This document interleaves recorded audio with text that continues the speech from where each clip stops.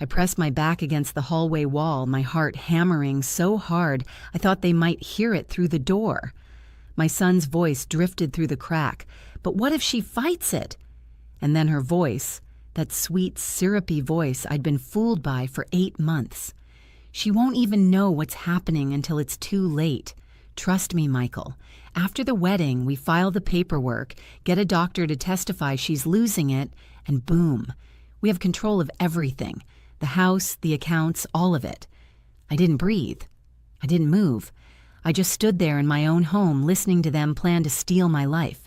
My name is Donna Watson and I'm 72 years old. Before I tell you what happened next, I want to know, where are you watching this from? Drop your location in the comments. I always love hearing from you all. Now let me tell you about the day I discovered that the biggest threat to my independence wasn't my age. It was my own son. I'd lived in my house in Richmond, Virginia for 43 years. My husband Thomas and I bought it when Michael was just 2 years old back in 1982. We raised our son there, celebrated every birthday and holiday, and when Thomas passed away from cancer 6 years ago, I made a promise to myself. I would stay independent, stay sharp, and stay in control of my own life for as long as I possibly could. And I had. I managed my finances meticulously. I volunteered at the library twice a week. I drove myself everywhere. My vision was perfect. My reflexes were fine, and I'd never even had a parking ticket. I had a book club, a garden I was proud of, and a small but comfortable nest egg from Thomas's life insurance and our combined retirement savings. About $480,000 in investments and savings, plus the house, which was worth another $300,000. Not a fortune by some standards, but it was mine, and it represented a lifetime of careful planning. Michael had always been a good son. A bit directionless, perhaps. He'd bounced between jobs, sales positions mostly, never quite making it stick. He was 45 now, divorced 3 years ago, and living in the apartment across town. We had dinner together every Sunday, and I'd helped him out financially here and there when he was struggling. Nothing major. A few thousand to help with his divorce attorney. Some money when he was between jobs. What mother wouldn't help her son? Then he met Cassandra. He brought her to Sunday dinner last October, and I wanted so badly to like her. She was 38, beautiful in a polished way, with expertly highlighted blonde hair and clothes that looked expensive. She worked in real estate consulting, whatever that meant.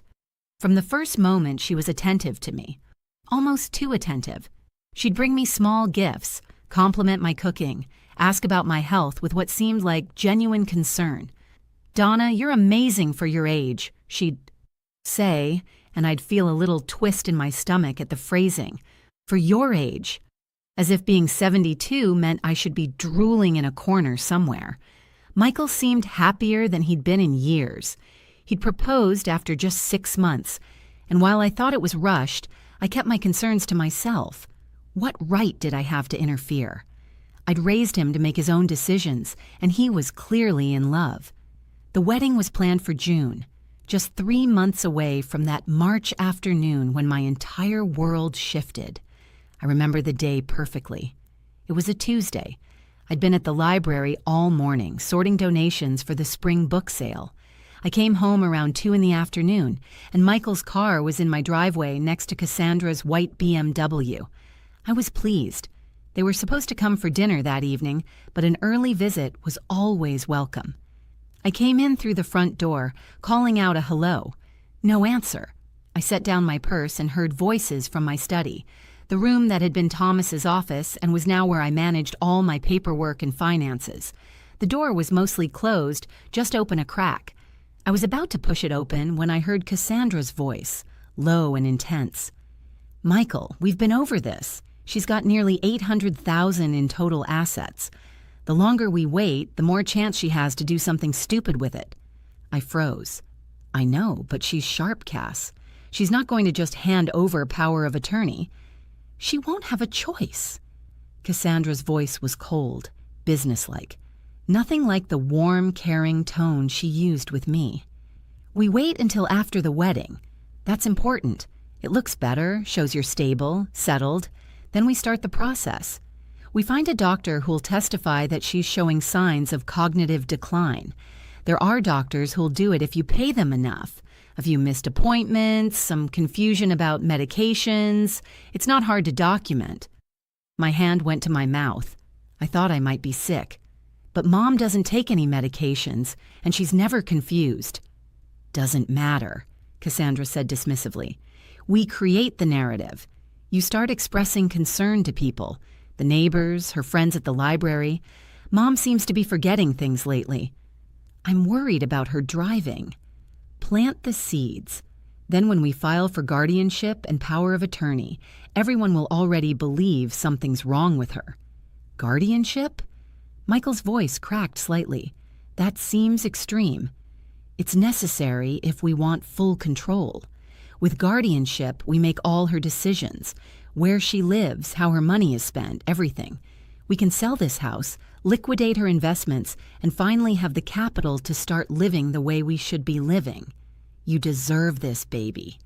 After everything you've been through, after your father left everything to her instead of setting up a trust for you, this is just correcting an injustice. I had to grip the wall to stay standing. Thomas had left everything to me because we'd planned it that way, together. Michael was named in my will. He'd inherit everything when I died. But that wasn't enough for them. They wanted it now. What if she fights it? Michael asked, and my heart broke a little at the weakness in his voice. Where was the son I'd raised? Where was his moral compass? She won't even know what's happening until it's too late. Trust me, Michael. After the wedding, we file the paperwork, get a doctor to testify she's losing it, and boom. We have control of everything. The house, the accounts, all of it. By the time she understands what's happening, we'll already have legal authority. And honestly, at her age, maybe it's for the best anyway. How much longer can she really manage on her own? I don't know, Cass. This feels wrong. What feels wrong is watching her sit on all that money while we're struggling. What feels wrong is that house going to waste when we could sell it and invest in properties that actually generate income. You said yourself she doesn't need that much space. We'll find her a nice assisted living place. They have beautiful facilities now. She'll probably be happier with people her own age. She loves this house. She'll get over it. And if she doesn't, well, that's what the guardianship is for.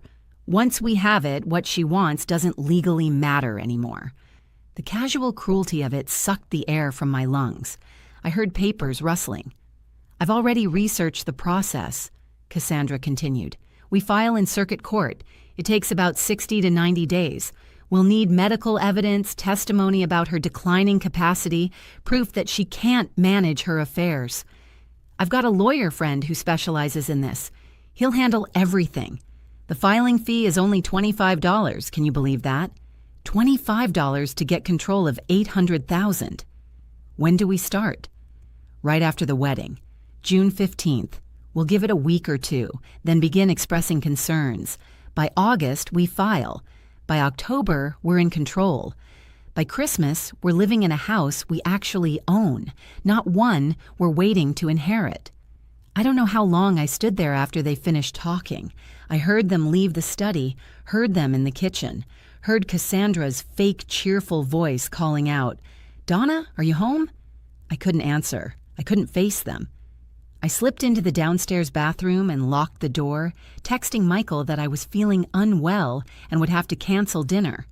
He texted back immediately, "Feel better, Mom. Love you." Love you? The words felt like a slap. I sat on the edge of the bathtub and shook. Not from fear, from rage. Pure, white-hot rage. I'd worked my entire life. I'd been a teacher for 35 years, saving every penny I could. Thomas and I had sacrificed vacations and luxuries to build our nest egg. I'd nursed him through cancer, watching him die by inches. I'd earned every cent of what I had, and now my own son was planning to steal it from me by declaring me incompetent. I thought about all the times I'd helped Michael, the money for his divorce, the rent I'd covered when he was between jobs, the car I'd co-signed for when his credit was bad. I'd never asked for payback, never held it over his head. And this was how he repaid me, by plotting with his gold-digging fiancé to have me declared mentally unfit so they could seize my assets and stuff me in a nursing home. But as the shock faded, something else took its place. Cold, calculated determination. They thought I was a helpless old woman. They thought I wouldn't understand what was happening until it was too late. They were wrong on both counts. I waited in that bathroom until I heard them leave. Then I went to my study and looked at what they'd been examining. They'd gone through my financial records, the statements I kept in my desk drawer. They knew exactly what I had and where it was. They'd planned this carefully. Well, I could plan too. I picked up my phone and called my attorney, Patricia Hendricks. I'd used Patricia for estate planning when Thomas died, and I trusted her completely. She was smart, no nonsense, and she answered on the second ring. "Patricia, I need to see you tomorrow morning. First thing, it's urgent." "Donna, is everything all right?" "No," I said, my voice steady despite the pounding of my heart. "It's really not, but it's going to be." Patricia's office was in a renovated Victorian downtown. I sat across from her at 9 the next morning and told her everything. I didn't cry, didn't break down. I just laid out the facts as clearly as I could. When I finished, her face was flushed with anger. "Those absolute vultures," she said, which was as close to cursing as I'd ever heard from Patricia. "All right, let's talk about what we're going to do." "Can they actually succeed with this?" I asked. "If they file for guardianship?" "That's what we're going to make sure doesn't happen," Patricia said firmly. She pulled out a legal pad and started writing. "First, you need to understand how guardianship and conservatorship work in Virginia. They'd file a petition in circuit court claiming you're incapacitated and unable to manage your affairs. There would be a hearing. The court would likely appoint an independent guardian ad litem to evaluate you. If the court finds clear and convincing evidence that you're incapacitated, they could grant guardianship, giving someone else authority over your personal and financial decisions." My stomach churned. "But I'm not incapacitated." "I know that. You know that. But the system can be manipulated, especially when there's money involved. Courts see a lot of elderly people who genuinely need protection, so sometimes they err on the side of caution. If Michael and this Cassandra person get a doctor to testify that you're declining, if they present a pattern of alleged confusion and forgetfulness, even if it's completely fabricated, it could work. So what do I do?" Patricia smiled, and it wasn't a kind smile. It was the smile of someone preparing for battle. "We create an impenetrable defense, and then we go on offense." Over the next 2 hours, Patricia laid out a strategy that was both simple and brilliant. First, I would undergo a complete cognitive evaluation. "We need to establish a clear baseline of your mental capacity right now," Patricia explained. "I'm going to refer you to Dr. Raymond Chen. He's a neuropsychologist who specializes in cognitive assessments, and he's testified in court dozens of times. He'll do a full evaluation, memory tests, executive function, decision-making capacity, everything. When you pass with flying colors, which you will, we'll have that documentation on record with a date stamp showing it was done before any guardianship petition was filed. Second, we would restructure my assets to make them harder to access. We'll set up an irrevocable trust," Patricia said. "You'll transfer the bulk of your liquid assets into it, with yourself as the primary beneficiary during your lifetime. Michael is currently in your will, correct?" I nodded. "We'll keep him as the beneficiary of the trust after your death. But while you're alive, you maintain control through the trust structure. The important thing is that if someone gets guardianship over you, they can't touch the trust assets. Those are protected. Third, I would create multiple layers of documentation proving my competency. Patricia had me write a detailed letter explaining my current situation, my financial management, my daily activities, and my cognitive state. I would have it notarized with that day's date. I would also get letters from my doctor, my dentist, my friends at the library, anyone who could attest to my mental clarity. Fourth, and most importantly, we would create an advanced medical directive and a durable power of attorney, but not naming Michael." "Who do you trust absolutely?" Patricia asked. I thought immediately of my friend Helen Morrison. We'd taught together for 20 years, and she'd been my rock when Thomas died. She was 74, sharp as a tack, and had recently retired after a second career in nursing. "Helen," I said, "call her today. Explain the situation. If she's willing, we'll name her as your healthcare proxy and give her durable power of attorney. That means if you ever do become incapacitated, and I mean actually incapacitated, not fake manufactured incapacitated, Helen makes the decisions, not Michael. Once you've properly executed a power of attorney naming someone else, it's much harder for someone to challenge it later." By the time I left Patricia's office, I had a plan. Over the next 3 weeks, I executed every step of it with the precision of a military operation. Dr. Chen evaluated me over 2 long sessions. He tested my memory, my problem-solving skills, my ability to understand and manage financial information, everything. When he finished, he smiled and said, "Mrs. Watson, I've evaluated hundreds of people. You scored in the superior range for your age group in every category. Your cognitive function is excellent. Anyone who claims otherwise is either misinformed or lying."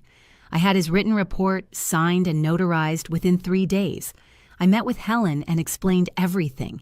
She was horrified by Michael's betrayal and agreed immediately to serve as my power of attorney and healthcare proxy.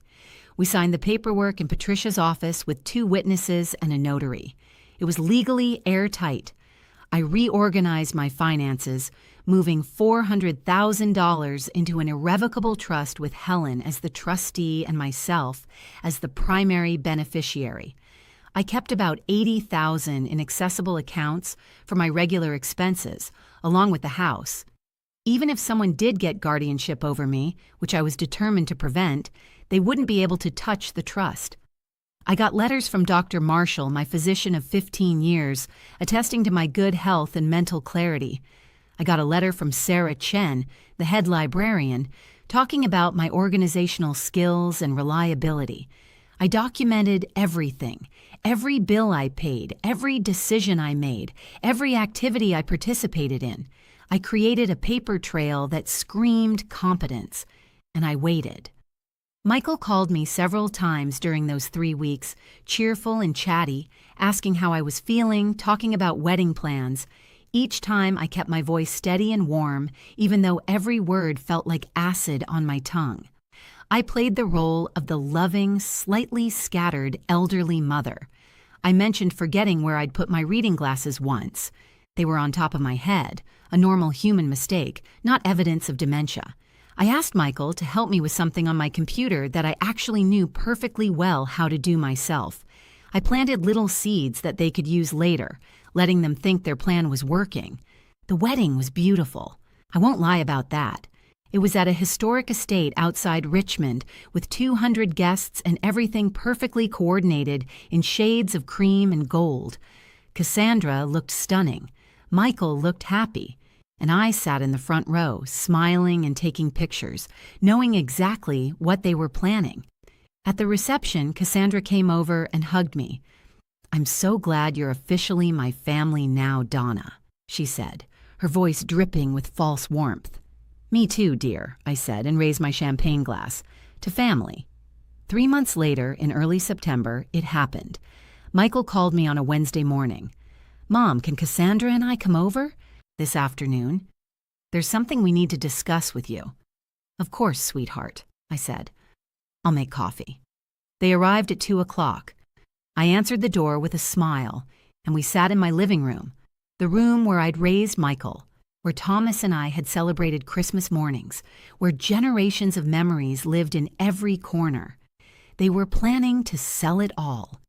Cassandra set her designer bag on the coffee table and pulled out a folder. Michael looked uncomfortable, not quite meeting my eyes. "Donna," Cassandra began, her voice taking on a tone of practiced concern, "we wanted to talk to you about some things we've noticed lately. We're worried about you." "Worried?" I tilted my head, playing confused. "What do you mean?" "Well, you've been forgetting things. Michael said you couldn't figure out how to use your computer a few weeks ago. You've mentioned misplacing items. and we're concerned that managing this big house and your finances is becoming overwhelming for you." "I see," I said slowly.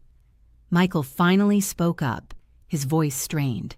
"We just want to help, Mom. We think it might be time to consider some changes. Maybe moving somewhere smaller, somewhere with support services, and we'd like to help you with your finances. Make sure everything's being managed properly." "For my own good," I said. It wasn't a question. "Exactly," Cassandra said, warming to her script. "For your own good. Now, we've taken the liberty of consulting with an attorney, and we think the best thing would be for Michael to become your guardian and conservator. It's just a legal formality, really. It means he can help make decisions with you, manage your accounts, handle the sale of the house." "The sale of the house?" "Well, yes. This place is too much for you, Donna, and honestly, the equity would be better used elsewhere. Michael and I have found some excellent assisted living facilities. The money from selling this house would cover your care and the rest?" I interrupted. "What happens to the rest of my money, Cassandra?" She blinked, momentarily thrown off script. "Well, it would be managed by Michael as your guardian. He'd make sure it's being used appropriately for your care." "I see. And when exactly were you planning to file for this guardianship?" Cassandra glanced at Michael, then back at me. "Actually, we've already filed the petition. The court date is next month. We didn't want to worry you with the details, but you thought you'd just take away my rights without telling me first." "Mom, it's not like that," Michael said, but his voice lacked conviction. I stood up and walked to my desk. I pulled out a thick folder I'd prepared for exactly this moment. "Let me tell you what it is like, Michael." I turned to face them, and I let the mask drop. No more confused elderly mother. Just me. Donna Watson, 72. Years old, sharp as the day I graduated from college, and absolutely done with their games. "It's like this," I said, my voice cold and clear. "3 months ago, I came home to find you both in my study. You didn't know I was here. I stood in the hallway and listened to you plot to have me declared incompetent so you could steal my life savings and put me in a nursing home." The color drained from both their faces. "I heard every word, Cassandra. Your plan to find a doctor who would lie about my cognitive state. Your strategy to plant seeds of doubt with my friends and neighbors. Your timeline. File after the wedding. Have control by October. $25 filing fee to seize $800,000. You were very thorough." "Mom, Michael started, but I held up my hand. "I'm not finished. You see, I spent the last 3 months being thorough, too. I had a complete neuropsychological evaluation by Dr. Raymond Chen, one of the most respected experts in Virginia. I scored in the superior range for my age in every single category. I have his written report, signed and dated before you filed your petition."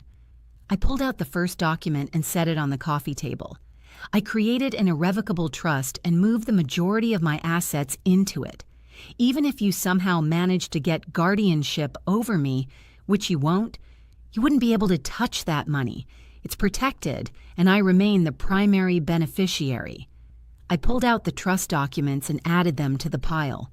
I executed a durable power of attorney and healthcare directive naming my friend Helen Morrison as my proxy. She's a retired nurse with 40 years of experience. The documents were properly witnessed and notarized. That means if I ever actually need someone to make decisions for me, not your manufactured version of need, but actual incapacity, Helen is the one who has legal authority, not you, Michael. The power of attorney documents joined the pile. I have letters from my physician, my dentist, the head librarian at the Richmond Public Library, and several friends, all attesting to my excellent cognitive function and ability to manage my own affairs, all dated within the last 3 months, all available to present in court. More documents on the pile. "And finally," I said, pulling out a small recording device, "I have this. It's a recording of your conversation from that day in March, the day you planned this entire scheme. It's time-stamped and verified. My attorney has a copy. Helen has a copy. and I'll be presenting it to the judge at next month's hearing. That was a lie. I hadn't actually recorded them, and even if I had, Virginia's two-party consent law would make such a recording inadmissible in court. But they didn't know that, and the bluff landed perfectly. Cassandra's face went from white to green. In addition to defending against your guardianship petition, I continued, I'll be filing a complaint with the Virginia State Bar against your attorney friend for ethical violations. Knowingly filing a false guardianship petition is grounds for disbarment, and I'll be pursuing criminal charges for attempted fraud and exploitation of an elderly person. The penalties for that in Virginia can include up to 20 years in prison. That part wasn't a bluff. Patricia had walked me through every legal avenue available. Mom, please, Michael said, and now he was crying. I'm sorry, I'm so sorry, I didn't want to do it. Cassandra said, Don't you dare blame this on her, I snapped. You're a 45-year-old man, Michael. You made a choice. You chose money over your mother. You chose to betray me in the worst possible way. Do you understand what you were trying to do? You were going to take away my autonomy, my rights, my dignity. You were going to lock me away and steal everything I worked for my entire life. That's not just wrong, it's evil. Cassandra grabbed her bag. We're leaving, and you'll be hearing from our attorney about this slander. It's not slander if it's true, I said calmly. And yes, please do have your attorney contact mine. Her name is Patricia Hendricks. I'm sure she'd love to hear how you plan to commit fraud. Cassandra stormed out. Michael stood there, tears streaming down his face. Mom, I'm sorry. I'm so sorry. Get out of my house, I said. You're no longer in my will, obviously. Patricia is drawing up new documents today. Every penny I have will go to charity when I die. You'll get nothing. I don't care about the money anymore, he sobbed. You care about the money, I said. That's all you've cared about. Now get out. He left. I stood there in my living room, surrounded by the documents that proved my competence and protected my rights, and I felt no satisfaction, just a deep, aching sadness for the son I'd lost and a grim determination to see this through. The court hearing was on October 10th. Patricia and I arrived with 3 banker's boxes full of documentation. Michael and Cassandra came with their attorney, a weaselly man named Robert Morrison, who looked like he'd rather be anywhere else. The judge was a woman in her early 60s named Judge Catherine Brennan. She reviewed the petition, then looked at Michael with obvious skepticism. Mr. Watson, your petition states that your mother is unable to manage her affairs due to cognitive decline. However, I have before me a neuropsychological evaluation completed by Dr. Raymond Chen, indicating that Mrs. Watson's cognitive function is well above average for her age. How do you respond to that? Robert Morrison stood. Your Honor, that evaluation was done after we filed the petition. The respondent clearly knew we were concerned about her capacity and arranged the evaluation to— Actually, Patricia interrupted. Smoothly, the evaluation was completed 3 weeks before the petition was filed. The date is clearly marked on the report. Judge Brennan examined the document. So it is. Mr. Morrison, do you have any medical evidence to support your client's claims? We have testimony from Mr. Watson about incidents of forgetfulness and confusion. Testimony from the person seeking guardianship. Any medical professionals? Any cognitive evaluations? Any documented diagnosis of dementia or cognitive impairment? Morrison shuffled his papers. We were planning to have her evaluated, but you filed the petition first. Interesting timing. Judge Brennan turned to me. Mrs. Watson, are you able to explain your financial situation to me? I stood. Yes, Your Honor. I have approximately $80,000 in liquid assets across 3 accounts at Wells Fargo and Charles Schwab.